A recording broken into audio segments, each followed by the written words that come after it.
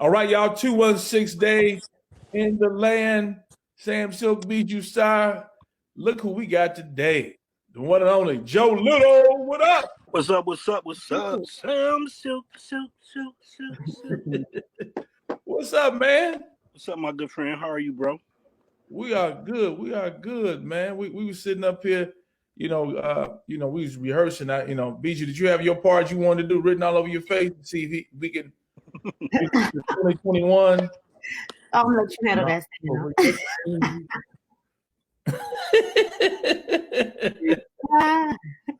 Yes, man. Hey, we're glad to have you on here, man. You mean so much to so many people. The group means so much, has done so much for Cleveland, around the world, and we're showing love today, man. And we wanted to touch down with you, man. I want to kind of to take us there for those who don't know. Of course, we got folks watching all over. Tell us how you guys got discovered. Was it Levert who discovered you guys? It was Gerald. It was Gerald Levert who discovered us. He discovered us at a club called The Reason Why in Shaker, on Shaker Square. And we had been a group doing local shows around, really like shows around the Midwest, really just Ohio, Northeastern Ohio, Canton, Akron, Cleveland. And I used to hang out with Eric Grant, Vinky from the OJs. He was like kind of had me up under his wing. I was like really young, probably about 19 or 20. And we used to go to The Reason Why. And so when I used to go back to rehearsal to the Rude Boys, which at the time we were a band. It was Buddy Banks, Larry, Melvin, a guy named Rick Scoville, Kyle Morris, Troy Henderson. We were a group, like a band, like mint condition. And what's crazy is that I wasn't even really the lead singer. I was just really like more background. Melvin and Buddy was really more the lead. But what happened was I used to go up to The Reason Why with Eric Nolan Grant, and it was a singer up there named Evelyn Wright, and she used to sing jazz sets with Skip Gibson and the guys, and she just got me up there. Eric introduced me to him. He said, "This is my little brother, man. He really could sing. You should have him come up here and do something." So she started letting me come up and do songs, and I used to go up there and sing all the time. So I used to come back to rehearsal, be like, "Hey, man, Buddy, you need to come up to The Reason Why with me, man. It'd be jumping. It'd be all kind of singers up there, doing their thing or whatever." And so with that being said, one night he came, and that night Gerald Levert happened to be there. He was like on some steps that was like downstairs, but in the middle of coming up on the landing. And I was like, "Hey, y'all, we got Gerald Levert from Levert, man." I'm like, come up here, man, and sing with us. Come on and, let's rock it. And I was nervous, man, but when I seen him, I'm like, damn, that's Levert. And at that point in time, I believe they had My Forever Love out and all that, that one album. And then I think they were going into the Casanova album, because it was like around probably like the end of 88 or the beginning of 89, I think. And Gerald really didn't want to come up there, but he came. And man, we had a very, very explosive performance. We sung this song called Everything Must Change. And we ripped it, man. We ripped it real good. And afterwards, Gerald was like, man, he's like, I want y'all to come to my house tomorrow so we can meet up. He's like, man, I want to mess with y'all. I want to put y'all on. I want to work with y'all. And so that night I couldn't sleep, of course, because ever since I was a little boy, man, about 4 years old, I always knew that music was me, and there was a burning desire within myself that pushed me and drove me to, be a singer and a writer. So, growing up, I always told everybody, I'm going to be a singer. I'm going to have Grammys and awards and #1 songs. And, people used to laugh at me. I didn't even go outside. I used to really hone my craft a lot. So this was my moment, a truth that I'm like, dang, this is a chance. So the next day, Buddy and I went over to the big house on South Park off Lee Road. Everybody know where the big Levert house was back then.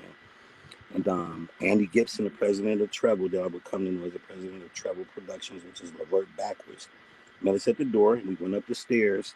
And when I hit the corner, man, the first person I seen was Eddie Levert. So I Ah, was like, damn, man, this is set up like great. I just remember as a little boy, man, my favorite OJ song was Brandy. And I used to listen to them on the record player. I used to play all the greats from gospel, pop, R&B, jazz, whoever. And, the OJs is one of the groups that I definitely probably listened to everybody. But, I knew that they was from Cleveland. And when I hit that, my mother and them, they played all their stuff. So when I hit that door and seen him do it, I instantly got nervous for the first time in my life.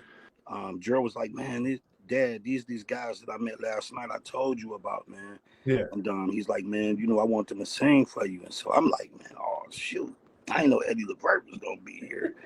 So and this is crazy. In the midst of that happening, the phone rung. Yeah. And it was my boy who became one of my best friends, Steve Russell from the group Troop. See, And so he called. He was like, and he was like, the guys from Troops want to call you. So Steve was like, Gerald, you can hear it on the speaker. Man, thank you for our first #1 hit, Mamacita, man. Because Gerald and his father, Eddie, they wrote the song Mamacita. So glad to meet you. Yeah. And so I'm like, when I hear that, I'm like, oh yeah, I'm in the midst of the fire, baby. Yeah. These dudes, they write #1 hits, and this guy want to be, he interested in this. So I'm just like, I'm here. So I proceeded to sing, and I sounded like crap, of course, because I was nervous. My mouth was picking cotton; it was dry as wet. But I'm a pretty good singer, so I was kind of cool, but I wasn't at my best. And then Buddy just brought it home with that big voice, man. Rest in peace. Yeah, right. He came in, and Gerald was like, Dad, see what I'm talking about? He's like, what you think? And Eddie was like, they all right. It ain't cool, man. They all right. So he was like, oh, Dad, man, whatever, man. Man. He's like, y'all, we on. And so from then on, man, it was us and Gerald, man. It was a great journey. He got us a deal with Sylvia Rohn at Atlantic Records without her even seeing us or hearing us. She believed in him that much, and then she finally made a trip to Cleveland and came and met us, and we sat down and talked, and she welcomed us to Atlantic Records, and we started working on that first album, Rude Awakening. Yeah. And then that correct me now, didn't that crossed over? That was like on the pop charts, written all over your faces on pop charts and mainstream and everything. Yeah. On the R&B, we went #1 R&B charts, hip hop R&B charts, and we won Billboard Song of the Year for R&B Song of the Year in '91, and then we went number 13 on the top 100. So yeah, we got up to number 13 there, which was a great thing. And then we followed it up after that with a song I wrote called "Are You Lonely for Me," which went #1 again. So we had two #1, a #1 smash. I got to separate them. Right. #1 smash and written all over. There's a difference. A #1 smash and written all over your face, and then we backed it up with a hit, "Are You Lonely for Me," and we got our Billboard Award for the year, man. And all my dreams, everything that I ever dreamed of, and I felt inside, it was real, man. That's why I tell people, when you feel that intuitiveness within you, and you feel that there's something that you got a fire and a burning desire to do it, because it's your purpose. It's your purpose in life. It's one of your assignments, and as a gift from the Creator, it's part of your plan. And a lot of people miss their calling and miss their purpose because they don't pay attention. They're not able to be still and tap into themselves and know how to move, man. So I'm thankful that I paid attention. I ain't paid attention about everything in my life, but that one right there, I definitely fell into place, man. Yes, sir. Yes, sir. And then you also fell into place with your coffee brand. Tell us about the coffee that's going on right now. Oh man, thank you, Sam. Urban Joe Coffee definitely is definitely, man, becoming one of the hottest products in the nation. I started it. I started in 2009, embarking upon this situation with my coffee, and now it's just really it's blowing up. And really now recently, Clubhouse, which is an app that opened, has really blew it out the water, man. I'm like, it's one of the greatest. It's probably the greatest app ever invented, man. And it's not even video. I mean, that's what's so crazy about it, man. I've been able to come in contact with people all over the world, really see what my worth is still out here in the market as an artist, and as an entrepreneur, man. And Urban Joe Coffee, I must say, has vaulted to a whole nother plateau, a whole nother level. It's really transcended, man, since I got on there around December 15th. So here we are, February, the beginning of Black History Month. And I must say that probably in the last month, I've made more than I've ever made in my life with coffee. And I know that e-commerce and online sales is crazy. Like, I think Amazon really revolutionized the online thing, along with a few other, institutions. But man, like the coffee is really doing this thing. So I don't even want to shop right now. I closed all my shops. I'm gonna do more mobile. But what I will say, man, Sam Silk, one of my biggest inspirations is you, my brother. I've had some before you, but I mean, just to see what you come to Cleveland, just a boy from Chicago, radio, a radio personality, but your entrepreneur mind is amazing, and you're a genius, bro. And so, I always think about you. I support you. I eat that shrimp every Friday. my mother and father, my mother and my father, I take care of my parents. And that's the reason why I'm more so in Cleveland, because I also live in Atlanta. I have a home there, but I'm basically grounded here in Cleveland. But every Friday, man, me, my mother, my father, and myself, he gets the catfish dinner. My mom, she eats the shrimp dinner, or sometimes the tilapia, and I get the shrimp 16 piece. Yes, sir. That 16 piece, boy. It made me, through the COVID, man, you made me gain about 30 pounds. Oh, you put it on me. Yeah, I am. In part, man. So I mean, I didn't got it off now, but I still dedicate that one day to Sound of Silks every Friday, man. As a routine, as a ritual, as part of my life, and I love supporting you, man. The Euclid location on 222nd next to McDonald's, that's my spot.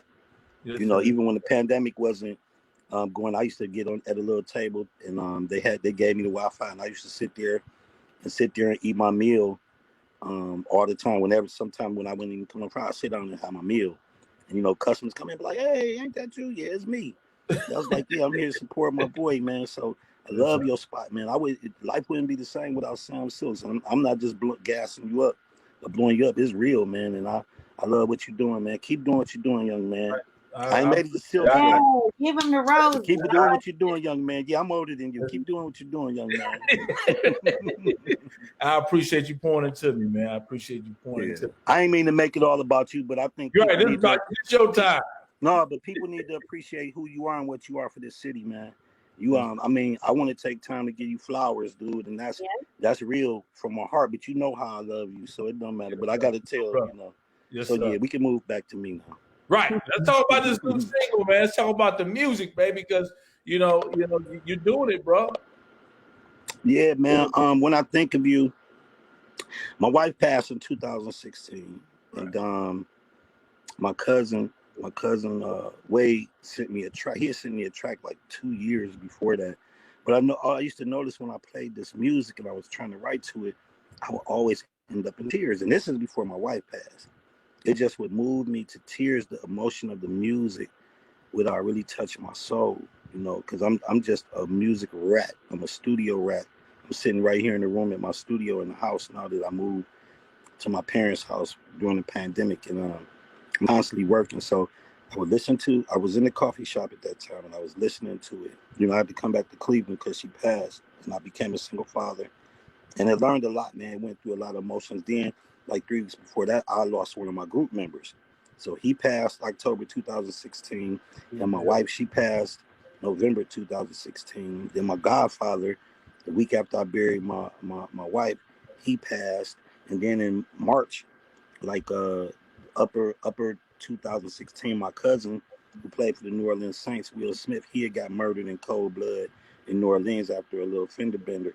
So, and my pastor died in that September. So it was a lot of losses, man. Wow. Yeah. And like when I talk about it right now, I get emotional because I'm so thankful to God for him being able to make me a strong individual. There's a bunch of hits, man. It's combos. It's like taking Tyson blows back to back to back.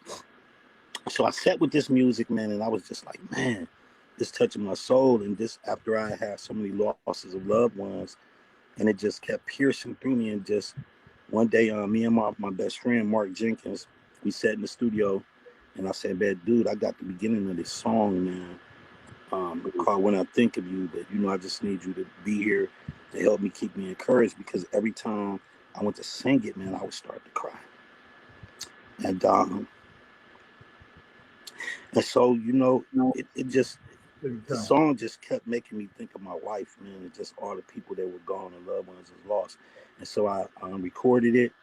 And then I just, a lot of people was like, man, why you got to put a slow song and put out something? I said, this has a meaning to me. And as the more after I did it and we mixed it and mastered, I went back. I was like, well, for the video, I want to put some dialogue to it. And basically what I put in the dialogue, I just told everybody that God's plan is always perfect. And when it comes to someone passing away that you lose, you have to understand that that's God's work, and there's nothing that we can add to it or take from it. Right. We have to learn to live with it, live through it, and just utilize some of that to be grateful for the mercy and grace that we get each day from the higher power, and try to be the best people that we can be. Be connected to yourself, because the first rule of thumb is to know thyself, to love thyself, and we should all lead our lives asking the higher power, God, the creator, whatever you want to call, to order our steps and lead us and guide us and reveal to us what our purpose is and what our assignments are here in life. So I was pushed yet again to put this song out, and I put it out. It's called When I Think of You.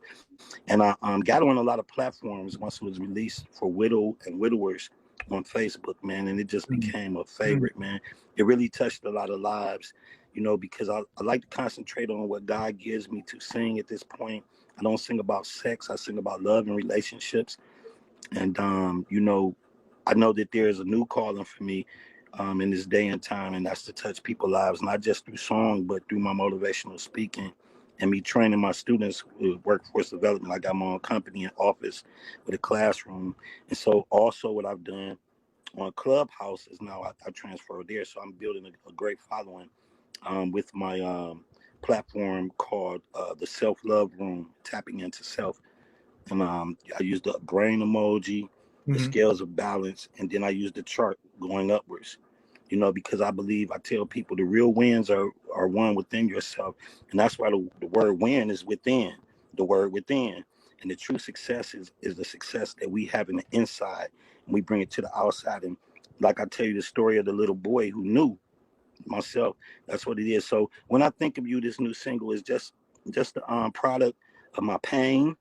And that I want to share, and I'm quite sure it's not even a long song. It's very short, but it's to the point, and that's how songs are now. So that is When I Think of You by Joe Little III of the Rude Boys. All right. Awesome. That's what's up, man. We're gonna dive into the song right now, man. We appreciate your time, man, and God bless you, man, and keep doing keep doing it, man. Holding it down. I do catch you in Clubhouse. You dropping gems. Thanks, bro. They need to be paying you for that, though. No, but it's coming. The monetizing is coming. You know what? They paying me with the coffee. Yes. Man, yes. It's incredible, man. They, because the name of my club, you get your club after a while. It's called the Urbane Joe Coffee Club. So I got the poetry nights that I'm setting up on there, and it's sponsored by my coffee, and people go. I got a text messaging service that people are registering to, and then I send notes out to them for specials and all that, man. So yeah, man, it's all good. Listen, in the word it says, a man gifts make room for him. And so, my gifts, man, as long as I keep dropping them gems and doing what I'm supposed to do and follow in the steps that is ordered by me, by the higher power, everything will come together, man. So that's real. All right, man. Appreciate you, bro. We're going to dive into the song right now. 216 Days, showing love in the land. Joe Little, y'all.